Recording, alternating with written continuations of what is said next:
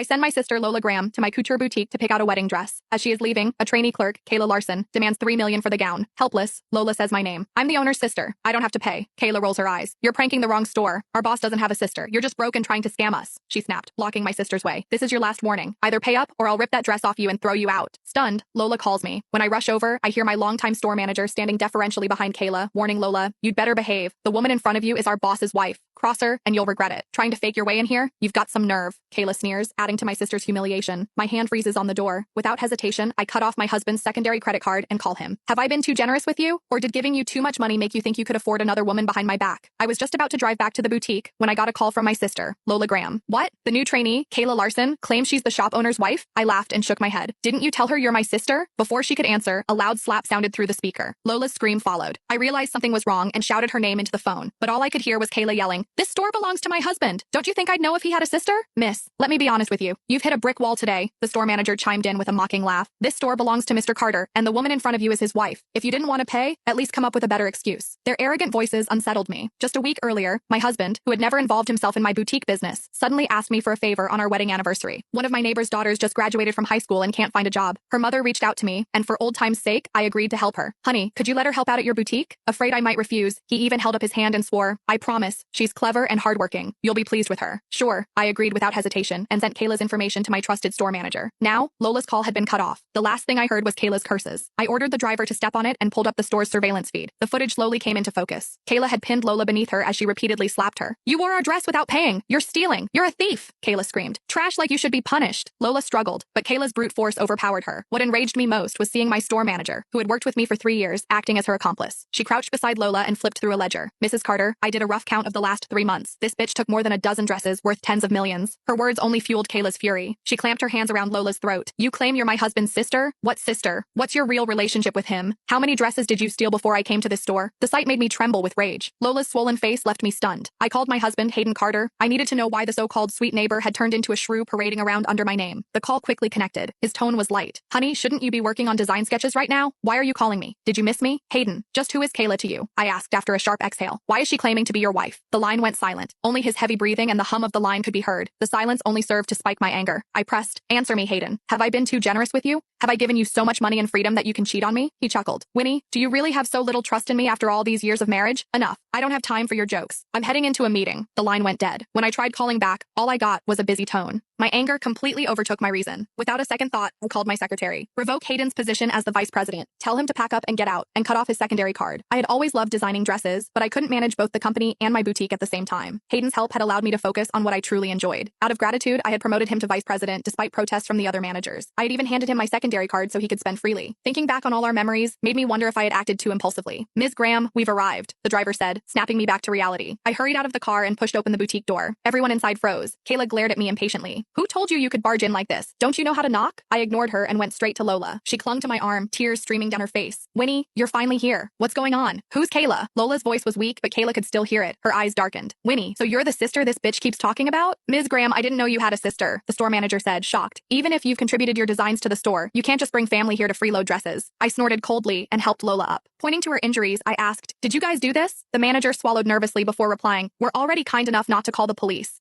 Do you know she's been using your name to steal expensive dresses from our store? She even claimed to be Mr. Carter's sister in front of his wife. She turned to Lola and added, have some shame. You're trying to scam the owner herself. Kayla wore a smug expression, pleased by the manager's words. She gave me a disdainful once-over, then fixed her gaze on my handbag. Where did you get that bag? I followed her gaze. Do I owe you an explanation? Also, who told you this store belongs to Hayden? This boutique was the first business I built with my own earnings. I poured everything into it. Suddenly, a thought dawned on me. Did you think he owns this store because he's listed as one of the legal owners? I asked, feeling a flicker of amusement. If that's what you think, then I should clear this up for you. This store is... Where did you get that bag? Kayla cut me off, her face red with rage. Answer me, Winnie. I'm asking you. I straightened my back. It's a gift from my husband. You're lying, Kayla screamed. The next second, she yanked my hair. You stole it. You're a thief. No wonder your sister came here to steal, too. You're both thieves. I'll beat you two to a pulp today. Worried that Lola might get hurt again, I didn't fight back too hard. Several fresh scratches now ran across my face. Seeing that I was attacked, Lola ignored her own pain and fought back. I seized the moment and slapped Kayla a few times. Kayla couldn't handle both of us at once. She screamed for the store manager. Are you blind? Can't you see they're ganging up on me? Get over here and Karen, help. The manager froze. Her movements noticeably slowed when she met my sharp gaze. Julia Harris, have you lost your mind? I snapped. Don't forget who gave you Kayla's resume. Have you ever seen another person besides me since you started working here? My words made Julia visibly nervous. Kayla gradually stopped thrashing. She panted heavily. Don't be ridiculous. This store belongs to Hayden. If it weren't his, I wouldn't even be here. But Mrs. Carter, Ms. Graham really was the one who gave me your resume, Julia said carefully. When I first opened this boutique, many of my business partners' daughters applied because of the generous benefits. I rejected them all simply because none of them had submitted proper credentials. When Hayden sent Kayla's resume over, I hired her immediately. The atmosphere grew heavy after Julia's revelation. She backed away, fear flickering in her eyes. Kayla, on the other hand, widened her eyes. She sneered and said, "What did you just say?" "Oh, I get it." She let out a cold laugh.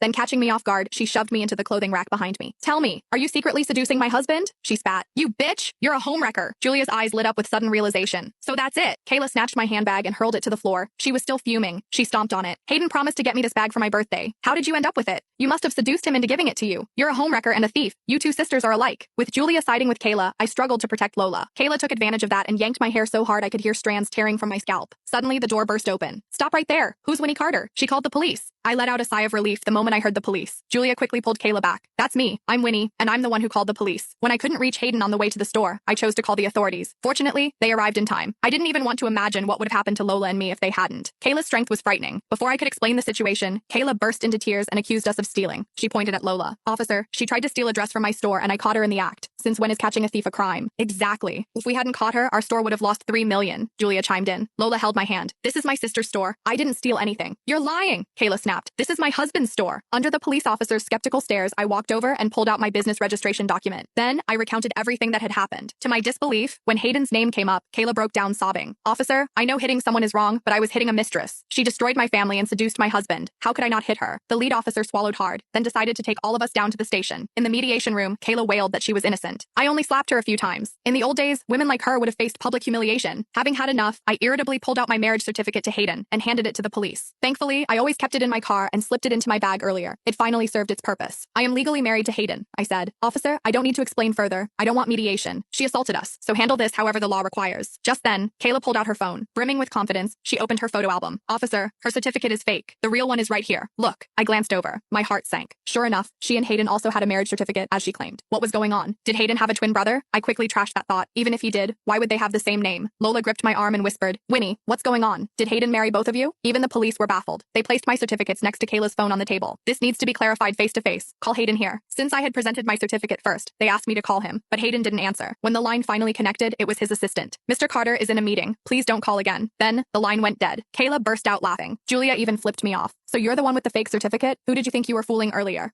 I tilted my chin toward Kayla. "Then you call him." Kayla smirked and dialed his number. Hayden picked up within seconds. "Honey, I was attacked," Kayla whimpered. "I'm at the police station now." My stomach twisted. Soon, Hayden's voice came through the phone. "Don't worry, I'll be there right away." His familiar voice extinguished the last flicker of hope inside me. Lola shook my arm desperately. "Winnie, what does this mean?" I shook my head. I met Kayla's triumphant stare as the endless wait began. Half an hour later, a familiar figure arrived. Hayden rushed straight to Kayla, pulling her in his arms. "Kayla, are you all right? Who hurt you? I'll make them pay." "It was me," I said coldly. I watched as his entire back stiffened. Slowly, he turned toward me, his face drained of color. With a trembling voice, he squeaked, Why are you here?"